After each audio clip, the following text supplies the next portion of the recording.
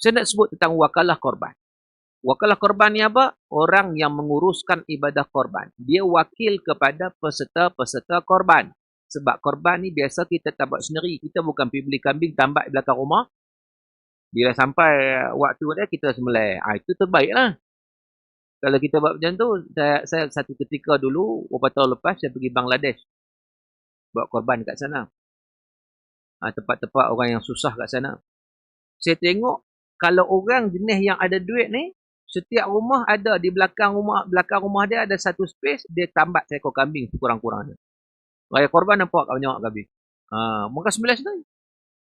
Sebab memang sunnah sembelih sendiri. Nabi SAW, dahan Nabi bikabsyaini amlahaini aqranain, zabahahuma biyadih. Adalah Nabi sembelih korban dengan 2 ekor kambing, 2 ekor kibas yang gemuk, yang putih, yang bertanduk. Zabahahuma biyadih. Nabi sembelih dengan tangan Nabi sendiri. Sebab tu sunnahnya sembelih sendiri. Tapi kita hari ni kalau sembelih ni hari ni, siapa nak buat kerja, nak lapah semua, seorang-seorang payah. Kecuali kalau family ramai. Kalau kita family ramai, kita buat gotong royong. Kan? Memang seronok lah. Tapi kalau kita seorang-seorang payah lah. Maka kebanyakan kita tak buat macam tu. Kita pakai wakil. Kita wakil pada siapa? Pada masjid ke? Wakil pada siapa? Pada NGO ke? Wakil pada mana? Pada ustaz-ustaz ke? Wakil pada siapa? Pada syarikat-syarikat ke yang buat korban. Baik. Bila wakil inilah yang kita tertakluk kepada akad wakil. Akad wakalah.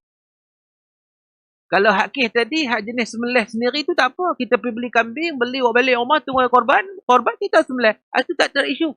Itu clear. Kan? Tapi bila main akad wakalah, kita mewakilkan ke masjid, kita mewakilkan orang perseorangan, kita mewakilkan kepada syarikat, ini kena tertakluk kepada akad wakil.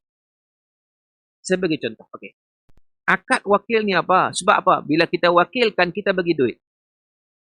Dapatlah 10 ekor. Lepas tu, barulah pihak yang diwakilkan itu nak pergi cari lembu. 10 ekor. Mereka tak ada lagi lembu. Maka wakil je. Kan? Jadi maknanya kita mewakilkan kepada mereka. Kalau mereka dah ada lembu siap-siap senang, buat jual beli je. Kita beli lembu tu dengan harga sekian-sekian. Okey. Kemudian kita wakilkan untuk sembelih korban. Itu saja.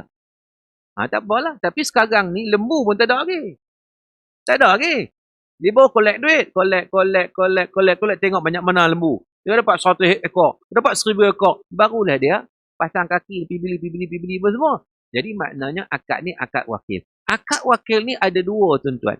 Wakil yang berupah dan wakil yang tidak berupah. Wakalah bi ujrah dengan wakalah bi ghairi ujrah. Wakalah yang ada upah. Wakalah yang tak ada upah. Biasa kalau masjid, dia guna akad wakalah yang tak ada upah. Masjid. Betul? AJK ambil upah tak? Tak ambil kan? Masjid ambil upah tak? Tak ambil. Tapi kalau orang perseorangan ataupun syarikat, ataupun NGO, biasanya dia akan ambil upah.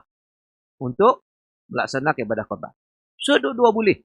Cumanya, dalam akad perlu jelas. Jelas macam mana? Baik. Saya nak sebut dulu yang ambil upah. Katakan syarikat ABC. Syarikat ABC ni dia buat korban di luar negara. Sudah berpengalaman selama 20 tahun. Dia pun iklan lah. 20 tahun kami berpengalaman. Dia alu-alukan siapa nak buat korban. Tahun ni kami buat di 3 benua. Benua Asia, benua Afrika, benua Australia. Contohnya lah. Jadi harga dia. Harga satu bahagian RM500. Contoh. Jadi syarikat ini memang mereka ambil upah. Itu confirm lah. Maka kalau mereka ambil upah, memang dibenarkan dalam hukum syarak untuk ambil upah. Cuma dalam akad perlu dinyatakan berapa banyak upah yang diambil. Itu. Persoalannya setakat ni, tuan-tuan berakad ni dia habaq tak habaq? Yalah satu bahagian 500. Upah ada ambil berapa? Tak tahu. Kalau tak tahu, gharar. Haram. Tak boleh. Upah dia tak boleh termasuk. Tak boleh. RM500 termasuk upah. Upah banyak mana? RM500 termasuk upah. Saya silap upah RM400. Boleh.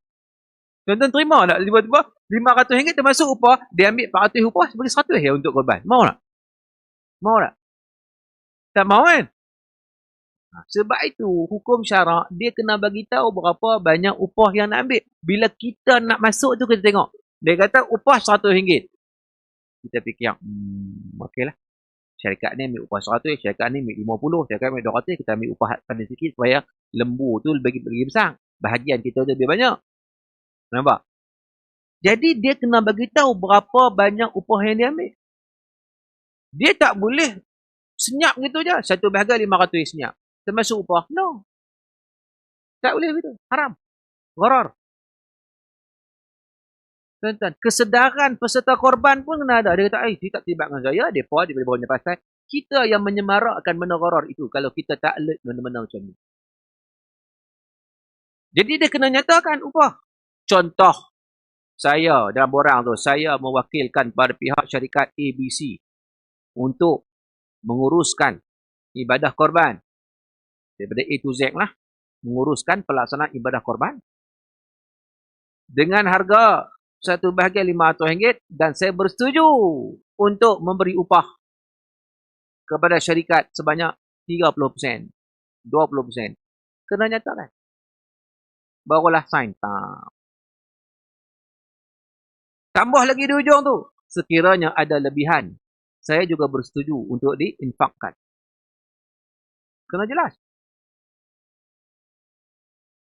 Faham lagi ni? Faham tak? Okey, saya buat analogi. Kadang-kadang tu mata tu klik-pok, dan tak faham pun. Kan? Baik, saya bagi contoh gini. Katakan saya buat korban saya. So, saya bagi contoh orang lain, bagi saya sendiri lah. Bagi contoh. Bagi contoh orang lagi, orang marah. Kan? Bagi contoh sendiri, tak apa. Katakan saya buat korban. Satu bahagian saya ambil luar negara murah. Lembu sana murah. RM300.5. Satu bahagian. RM500 lah senang kira. RM500. Kat kita RM800.5 dah. Sekarang ni RM800.5. RM500. Okey lah. Dia kata. Baik. RM500 kali sekok lembu. 5 kali 7. RM3,500. So sekok lembu RM3,500. Dalam akad itu, syarikat itu kena mention berapa banyak upah yang dia ambil. Katakan dia kata dia ambil upah 20%. 20%. So 20% daripada RM3,500 berapa? RM700. 700. So dia kena nyatakan upah banyak 20%. So kita masa angkat tu kita nampak lah, okey, sekok lembu RM3,500. Dia ambil apa 20%, RM700. Jadi tolak jadi RM2,800. RM2,800 itulah harga lembu. Itu harga lembu. So dapat mention dah. Di Afrika pula harga lembu murah. Katakan dia ada harga RM3,000 sampai RM1,000. Harga dia range antara RM1,000 dengan RM3,000. Yang boleh buat korban ni. Semua boleh. Cuma hak ni kecil, ni besar. Betul lah kan? Lagi kecil, lagi murah. Tapi yang paling murah RM1,000. Boleh buat korban, cukup umur. Tapi daging tu 30 kilo ya.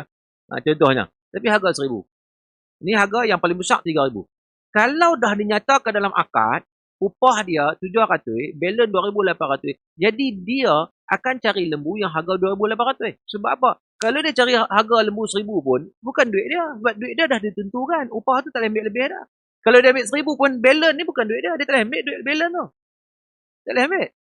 Jadi kalau dia tak boleh ambil, baik dia ambil yang lembu yang harga RM2,800. So clear. Nampak? Tetapi gharar kat mana kalau tak nyatakan upah? Kalau tak dinyatakan upah dalam akad, dia gharar kat mana? Bila mana kata okey harga RM500 itu bagian, upah tak tahu macam mana, RM3,500 seekor lembu, dia pun mencari lembu. Cari. Ada harga RM2,500, ada harga RM2,000, ada harga RM1,500, ada harga RM1,000. Agak-agak dia ambil harga apa?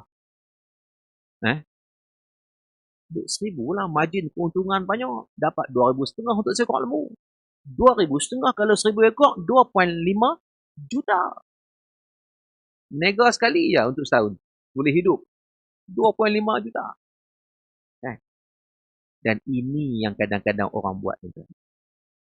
Makan harta secara batil. Tak kena hukum syarak. Nampak dia punya boleh manipulate kat situ? Boleh tak? Kan? Sebab itu hukum syarak dia bagi tahu siap-siap. Bagi tahu siap-siap supaya jelas upah banyak mana. So tak ada kepentingan lagi nak pergi cari murah ke tak ada. Dia cari hak betul-betul harga dia. Kan? Jadi tak ada lagi kepentingan dia nak pergi cari hak murah sebagainya, tak ada. Sebab apa? Sebab upah itu sudah ditentukan dari awal. Itu syarat tuan-tuan bagaimana akad wakalah yang ambil upah. Adapun yang tak ambil upah, contoh masjid tak ambil upah, kita tahun ni kita ambil 800 ya. RM800 satu bahagian 8 kali 7 apa? 5,600. Kan? Seekor lembu arah 5,600. Masjid pun baru nak riki-riki lembu. Tanya dah lah. Harga-harga ni ada kata 5,000, 5,500. Okeylah kita nak mengurus lagi. Termasuk wang pengurusan lah 5,600 itu. Kan? Termasuk wang pengurusan. Okey. Kita tak ambil upah. So tak ada masalah lah benda tu. Kita tak ada konflik interest apa-apa. Tak ada apa. Kita cari kalau dapat 5,600, kita tolak pimai-pimai, campur dengan pengurusan, bagi cukup-cukup tak apa dah. Sebab kita tak ambil upah apa-apa. Okey. Sekali itu, kita dah collect 5,600. Tiba-tiba nak ditakdirkan kita pergi. Pergi satu tempat, kita bawa kereta, terlanggang lori. Tum, belakang lori. Allah. Keluar nak marah Pasal lori tu brek mengejut. Walaupun kita salah, kita duduk belakang dia. Kita nak marah, tengok-tengok keluar member kita. Loh, hangga. Nak marah, tak dimarah Kan? Pasal bahan brek mengejut. Tanya agak. Allah, tadi aku tengok bewak lintas. Aku brek kan. Hang ikut rapat sangat. Atau kita kawan. Lagi pun 15 tahun tak jumpa Tak apa. Salah sikit je. Dandan jadi sikit tu. Jadi nak marah tapi tengok kawan jom tepi menayak. Hang buat lori pergi mana? Aku ni duk penternak lembu. Kebetulan kata. Kami nak cari ilmu Masjid nak cari ilmu. Berapa hang jual? Aku duk jual 5,500 tu. Tapi membernya saya tak pahala. Aku bagi 48 dah. Kita collect 5,600 tuan-tuan. Aku bagi 48 dah. Tapi tak masuk kos perhantaran lah. Itu kena masuk lain lah. Ni lembu sekok ni. Okey, tak apa. Kita klik semua sekali. Siap. Semua. 5,000. Okay. Kita pun lega. Bajet semua ni lembu 5,500 apa semua lah kan. Dapat hak murah. Okay. Buatlah korban. Selesai apa semua. Belanja untuk sekok lembu hanya 5,000 sahaja. Kita collect 5,600. So 600 tu duit siapa? 600 nak tak orang duit tu. Sebab kita tak ambil upah. AJK Masjid tak ambil upah. Tak boleh masuk bucket, tak boleh. Sebab tak ambil upah. So duit tu.